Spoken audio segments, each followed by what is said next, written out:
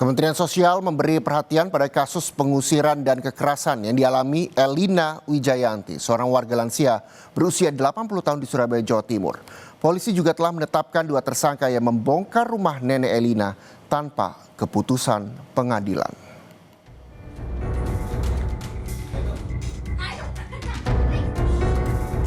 Kasus dugaan pengusiran paksa yang menimpa Elina Wijayanti, seorang lansia berusia 80 tahun di Surabaya, Jawa Timur, terus menjadi perhatian publik.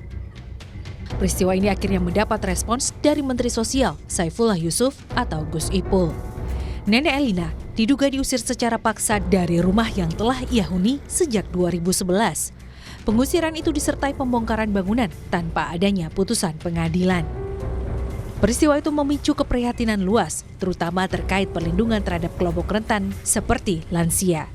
Mensos menyatakan, setiap persoalan yang menyangkut hak dan perlindungan warga negara, khususnya lansia, harus ditangani sesuai prosedur dan hukum. Ini disampaikan Gus Ipul saat kunjungannya ke Geraha UNESA, Surabaya, Senin kemarin. Gus Ipul juga mengingatkan masyarakat agar tidak mudah terprovokasi dan menyerahkan penanganan kasus ini kepada aparat penegak hukum. Mari lansia, anak-anak, penyandang disabilitas itu adalah kelompok-kelompok rentan yang kita lindungi. Harus kita fasilitasi, kita berikan perlindungan. Kalau memang ada masalah, selesaikan dengan baik ya, supaya orang tua kita, kelompok-kelompok rentan ini benar-benar bisa memperoleh hak. Sementara itu, penanganan kasus nenek Elina di tingkat kepolisian terus berjalan. Polisi telah menetapkan 2 tersangka atas kasus pengusiran dan kekerasan. Salah satunya adalah Samuel Adi Kristanto yang diduga menjadi dalang pembongkaran paksa rumah nenek Elina. 1 tersangka berinisial MY masih dalam proses pencarian. Samuel dilaporkan oleh kuasa hukum nenek Elina atas dugaan pengusiran dan kekerasan yang dilakukan secara bersama-sama.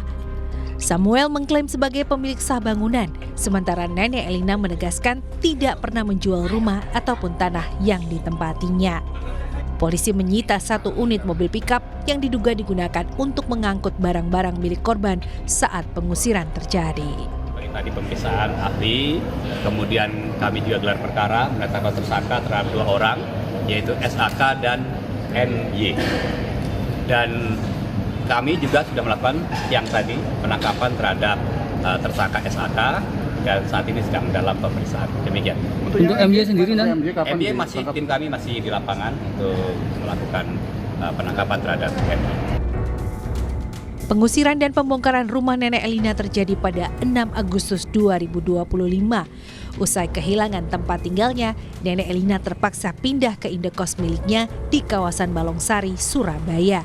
Sejumlah dokumen penting, termasuk sertifikat rumah dan barang-barang pribadi korban, dilaporkan hilang. Pemerintah melalui Kementerian Sosial memastikan akan memantau penanganan kasus ini sebagai bagian dari komitmen perlindungan terhadap warga lanjut usia dan penegakan hukum yang berkeadilan. Nyoman Deni, Kompas TV, Surabaya, Jawa Timur.